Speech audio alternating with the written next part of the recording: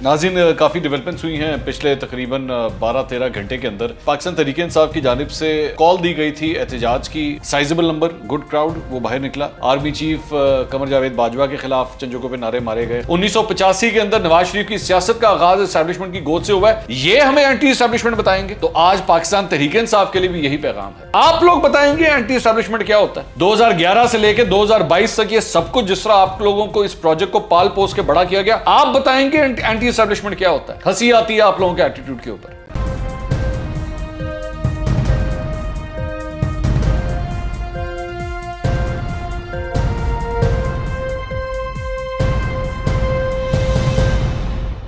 अस्सलाम वालेकुम नाज़रीन, मैं हूं मंसूर अली खान। अपने YouTube चैनल के ऊपर आपको खुशामदीद कहूँगा। सबसे पहले आपसे दरख्वास्त के चैनल को सब्सक्राइब करना मत भूलिएगा और बेल आइकन ज़रूर प्रेस कीजिएगा। नाज़रीन, काफ़ी डेवलपमेंट्स हुई हैं पिछले तकरीबन 12-13 घंटे के अंदर। एक एक करके उसको डिस्कस करते हैं। मैं पहले ज़रा कल रात से स्टार्ट करता हूँ, उसके बाद एक एक करके जो है आगे चलेंगे।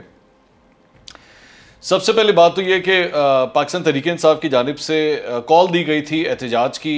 पाकिस्तान के मुख्तलिफ शहरों के अंदर कुछ दीगर ममालिक के जो बड़े बड़े शहर थे, लंदन हो गया और इस तरह दीगर जो शहर थे, उनके अंदर भी इस तरह के एहतजाज देखे गए। साइजेबल नंबर, गुड क्राउड वो बाहर निकला और ज़ाहिरी बात है बनता भी था इस वक्त, क्योंकि जो हालात हैं वो पाकिस्तान तहरीक इंसाफ जो है वो इस वक्त अपने आप को विक्टिम कंसिडर करती है। वो ये समझती है कि जी नाइंसाफ़ी हुई है, इमरान खान को जो है वो उतारा गया है और हमें नहीं पता, हमें इमरान खान वापस चाहिए। मैं और भी एक दो जगहों के ऊपर देख रहा था, चंद खवातीन की रोने की फुटेजेस आई और इस तरह की चीज़ भी आई। उन्होंने कहा जी हम तो कोई और वज़ीर आज़म एक्सेप्ट कर ही नहीं सकते। कुछ फुटेजेस आई जी लोग अपने पासपोर्ट जला रहे हैं और इस तरह की हरकतें करें, which is actually stupid, very stupid. I am sorry to use this word. उसकी बहुत बड़ी रीज़न ये है कि भाई ये जो पासपोर्ट होता है ना और आपकी जो नेशनैलिटी होती है, ये स्टेट की होती है, ये पाकिस्तान की होती है। ये मुस्लिम लीग नून, पीपल्स पार्टी, तहरीक इंसाफ की नहीं होती कि जी अगर तो ये मुल्क फ़लाँ पार्टी के पास है तो ठीक है, तब मुझे मुल्क बड़ा पसंद है, अगर फ़लाँ पार्टी के पास नहीं है तो फिर मुझे नहीं पता, मैं छोड़ जाऊँगा। मतलब यही हरकतें अगर मुस्लिम लीग नून, पीपल्स पार्टी कर रही होती है कि जी पिछले 3 साल के अंदर PTI की गवर्नमेंट थी तो लो जनाब अब हमने पाकिस्तान में रहना नहीं है तो हमने पाकिस्तान छोड़ देना है। This is actually stupidity. यही वो पोलराइजेशन है जिसके बारे में मैं कहता हूँ कि इमरान खान साहब ने ना इस मुल्क को डिवाइड करके रख दिया है, पोलराइज करके रख दिया है। इसको कंडेम करने की ज़रूरत है। बाकी ऑब्वियसली मतलब उसके ऊपर एक ये बहस चल रही है हर जगह कि जनाब कितना क्राउड था, कितना ज़बरदस्त क्राउड था, ये था वो था। इस तरह के हमने बहुत से क्राउड, जब नून लीग की गवर्नमेंट भी निकली थी ना, हमने तब भी देखे थे, काफ़ी क्राउड श्राउड हमने देखे थे, निकले थे। इन चीज़ों से कोई फ़र्क नहीं पड़ता फ्रैंकली स्पीकिंग।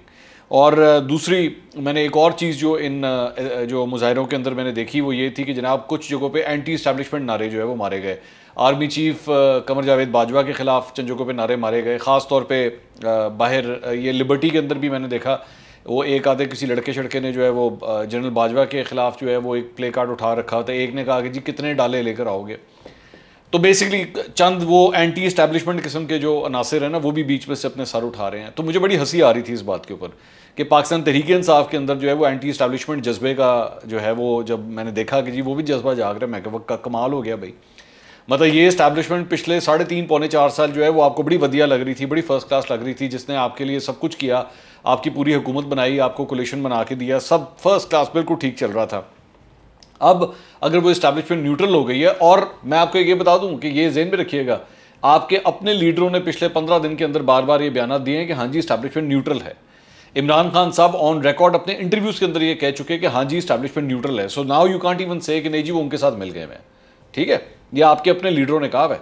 और दूसरी बात यह है कि आपके किसी एक लीडर ने भी अब तक ये बयान नहीं दिया कि जी ये फ़ौज ने हमारे साथ ये सब कुछ किया।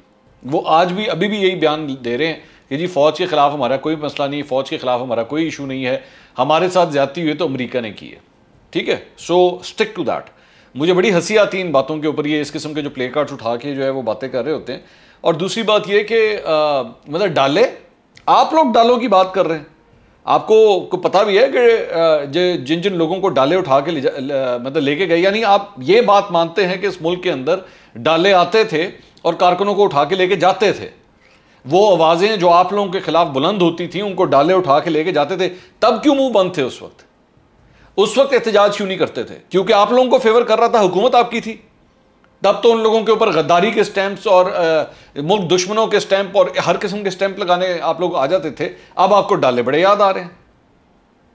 लेकिन चलें चलें, वो एक दफ़ा शहबाज गिल साहब ने भी ट्वीट किया था और एतजाज़ हसन साहब की ये स्पीच थी, मैंने इसके ऊपर एक वीलॉग किया था कि एतजाज़ हसन साहब की स्पीच के अंदर ये था कि वे थानेदारा तेरा शुक्रिया, तू इनू मां तो याद करवाती।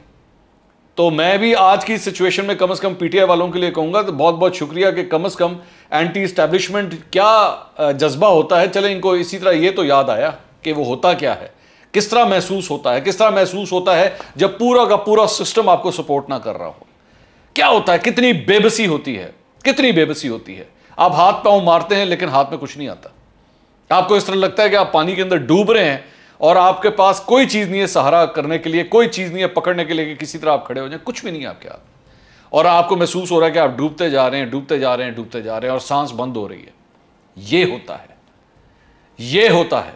अब आपको समझ आई, ये होता है जब पूरा का पूरा सिस्टम आपको समझ नहीं आती कि ये मेरे खिलाफ क्यों हो गया, एकदम ये मेरे खिलाफ क्यों चलना शुरू हो गया।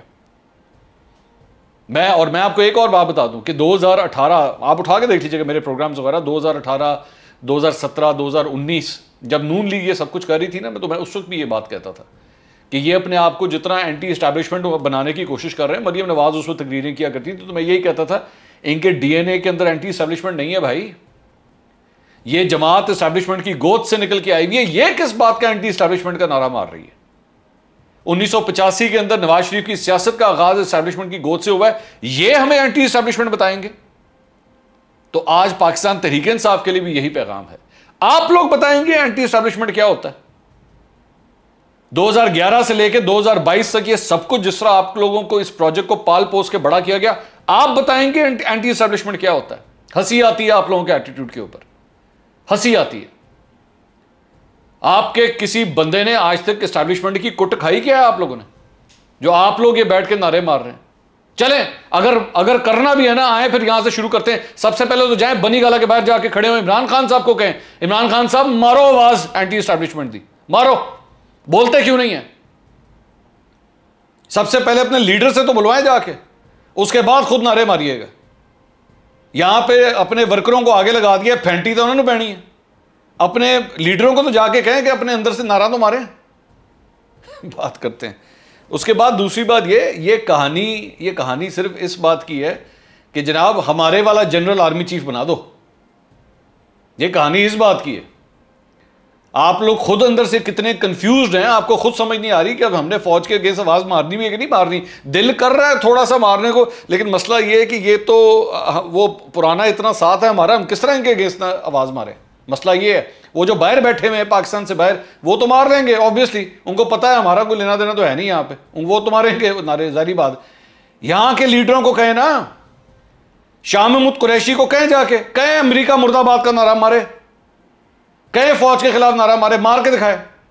कहें इमरान खान को, कहें असद कैसर को, इन सब लोगों के ये जो जितने लोग हैं इनसे जाके कहें मारो नारा। क्यों नहीं मारते? फवाद चौधरी को कहें जाके नारा मारे। अजीब, मतलब ठीक है एहतजाज आपका हक है, बिल्कुल आप एहतजाज करें, बिल्कुल आपका राइट है, मैं आपके राइट के साथ खड़ा हूं, लेकिन ये बिला वजह का लबादा ओढ़ने की कोशिश मत करें। हम सब जानते हैं ये नून लीग के भी ड्रामे हमने सारे देखे, ये आप लोगों के भी ड्रामे हम देख रहे हैं। ठीक है, आगे चलें। उसके बाद डॉलर के अंदर हमने देखा जी, डॉलर तकरीबन कोई 10 रुपए का ओपन मार्केट के अंदर ड्रॉप आया है, अभी भी थोड़ा सा फ्लक्चुएट कर रहा है, लेकिन नाउ इट इज बिलो 185। इसके अंदर एक ड्रॉप देखा गया। स्टॉक मार्केट 1700 पॉइंट्स का जंप देखा गया है आज। अब वो जाहिर बात है नून लीग वाले कहेंगे जनाब साड़ी वे तो है, ये इसकी मैं ये नहीं समझता। उसकी रीज़न ये है कि जब अनसर्टन होती है मार्केट, उसको समझ नहीं आ रहा होता कि मुल्क किस डायरेक्शन में जा रहा है, जैसे ही वो सर्टेनिटी आती है सामने तो फिर एक जंप आता है। ठीक है, अब बिला वजह इसके नून लीग जो है ना उसके क्रेडिट लेने की कोशिश मत कीजिएगा, ये अनसर्टनिटी भी थोड़ी सी होती है, जो जब क्लियर हो जाती है, सिचुएशन क्लियर होती है, अच्छा जी ये डायरेक्शन है, तो फिर एक जंप आता है। एक चीज़ ये। दूसरी बात यह कि पाकिस्तान तहरीक इंसाफ ने जनाब आज शहबाज शरीफ साहब वज़ीर आज़म मुंतखब हो गए, काउंटिंग का प्रोसेस पूरा हुआ। अच्छा, वो भी एक पूरा मजाक था। इससे पहले इमरान खान साहब पार्लियामेंट हाउस के अंदर तशरीफ़ लेकर आए, अपनी पार्लिमानी कमेटी का इजलास मुनक्किद किया और अल्टीमेटली फैसला किया कि जी हम इस्तीफ़े दे रहे हैं, और फिर ठक ठक ठक ठक ठक करके सबके इस्तीफ़े आ गए। इमरान खान साहब ने भी अपना इस्तीफ़ा दे दिया। वो इमरान खान जो कहता था मैं नहीं दूंगा इस्तीफ़ा, मैं नहीं दूंगा, मैं आखिरी बॉल तक खेलूंगा, वो भी इस्तीफ़ा दे के ग्राउंड से निकल गए। ये ग्राउंड होता है ना, ये पार्लियामेंट जो होती है ये आपका ग्राउंड होता है, आपने इधर परफॉर्म करना होता है। तो वो उन्होंने कहा मेनू या तो वज़ीर आज़म रखो तो ठीक है, नहीं रख दे तो मैं काम ही नहीं करना। ये वो वाली बात थी। तो वो जनाब उन्होंने भी इस्तीफ़ा दे दिया, पीटीआई के बाकी लोगों ने भी, सब ने बैठ के ट्वीट्स वगैरह की, उन्होंने अपने अपने ओहदों से इस्तीफ़े दे दिए। और उसके बाद ऐवान के अंदर कासिम सूरी साहब ने अपनी जो आखिरी स्पीच भी की, इंतहाई फजूल स्पीच, इंतहाई वन साइडेड स्पीच, बिल्कुल ये लग रहा था कि पीटीआई का कोई टाइगर बैठ के स्पीच कर रहा है। वो ना उनका कोई कभी, मेरा ख्याल में अगर मुझे कंपेयर करना पड़े असद कैसर और कासिम सूरी के दरमियान, साबिक स्पीकर और ये डिप्टी स्पीकर के दरमियान, कासिम सूरी असद कैसर से भी एक मतलब गए गुजरे किस्म के डिप्टी स्पीकर थे। The person did not deserve to actually sit on that seat, absolutely berserk, he did not deserve. और वो जाते जाते आखिरी तकरीर भी जो की वो इमरान खान की सपोर्ट के अंदर करके गए, जबकि कतई तौर पे आपने अगर ये करनी थी आप अपने ओहदे से इस्तीफा देते, बाहर जाके उसके बाद मीडिया के ऊपर खड़े होकर जो है वो आप इस किस्म की तकरीरें करते। आपके उस कुर्सी के ऊपर बैठ के आप ये तकरीरें नहीं कर सकते थे जो उन्होंने की हैं, ठीक है। Absolutely disgraceful, that is the word I can use for him. अच्छा, उसके बाद ये लोग ऐवान शवान से निकल गए और शहबाज शरीफ साहब का उसके बाद जो है वो गिनती के जरिए इंतखाब हुआ और उसके बाद शहबाज शरीफ साहब जो है वज़ीर आज़म मुंतखब हो गए। आज 8 बजे तक वो अपने ओहदे का हलफ ले रहे हैं प्रेसिडेंट हाउस से। दूसरी बात यह कि ये जो इस्तीफ़े देने का जो अमल है, मुझे ये समझ नहीं आई कि भाई अगर ये सारा कुछ ही करना था तो शाह महमूद कुरैशी जो कल बैठे वहाँ पे लड़ाई झगड़ा कर रहे थे कौमी असम्बली के सेक्रेटरी के सामने बैठ के, उसकी ज़रूरत क्या थी? उनको बिला वजह एवं इतनी लड़ाइयाँ क्यों करवाई उनसे? उनको ज़रूरत ही नहीं थी अपने नॉमिनेशन पेपर्स जमा करवाने के, जो इस्तीफ़े ही देने सन। तो वो जाते जाते भी जो है ना 24 घंटे के अंदर एक यू टर्न मार गए। 24 घंटे के अंदर अंदर वज़ीर आज़म के इंतखाब के सिलसिले में आखिरी काम भी जो किया है ना कौमी असम्बली के अंदर, वो यू टर्न मारा है। ये काम हुआ है पीटीआई की तरफ से। और उसके बाद ऑब्वियसली स्ट्रेंथ जो है वो पीटीआई के पास आ गई। अब इसके अंदर जो खबरें आ रही हैं अभी कुछ क्लैरिटी नहीं है, वो ये है कि जो इत्तेहादी जमातें कौन है, मतलब उसमें शेख रशीद है, जीडीए आती है, बाप के एक रहनुमा है वो आते हैं, काफ लीग से मुन्नस लही आते हैं, क्या ये लोग भी रिज़ाइन कर रहे हैं कि नहीं, ये ज़रा अभी इसमें क्लैरिटी अभी आना बाकी है, इस चीज़ का भी इंतज़ार है। तो it was a wrong decision, it was an absolutely wrong decision. इनको पार्लियामेंट के अंदर रहना चाहिए था, पार्लियामेंट में आने वाली हुकूमत को टफ टाइम देना चाहिए था। इमरान खान साहब ने कभी भी इस सारी चीज़ को सीरियसली लिया ही नहीं और मेरा ख्याल में उन्होंने एक ग्राउंड छोड़ दिया इस हुकूमत के लिए जो कि नहीं होना चाहिए था।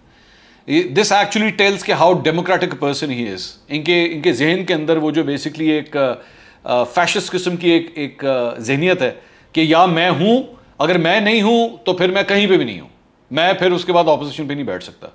तो एक गलत फैसला मेरा ख्याल में, जो अब या तो पॉलिटिकली अगर आप इसको देखें पार्लियामेंट्री डेमोक्रेसी के लिहाज से एक गलत फैसला था, लेकिन अगर सियासत के लिहाज से देखें इसके दो रास्ते होंगे। या तो इससे इमरान खान साहब की पॉपुलैरिटी को बहुत बड़ा बूस्ट मिलेगा इस चीज़ से, या एक्चुअली इसका बहुत बड़ा नुकसान होगा। ये मैं आपको अभी से बता दूँ, मैं इसको जिस तरह आगे देख रहा हूँ।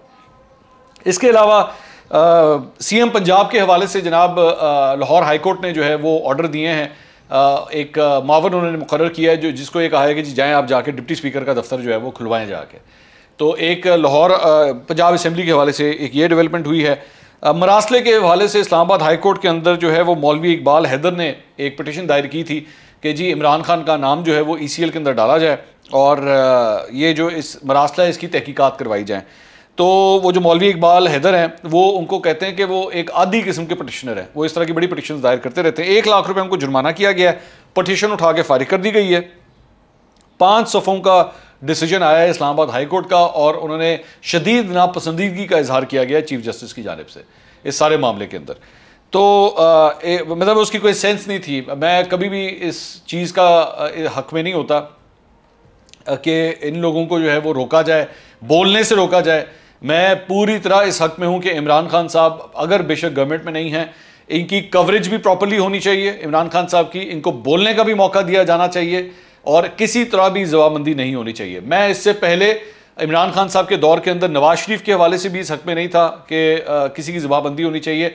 इमरान खान साहब के ऊपर केसेस बनते हैं जो कि मुझे लग रहा है कि बनेंगे, ये बनाएंगे, इन लोगों का इरादे हैं।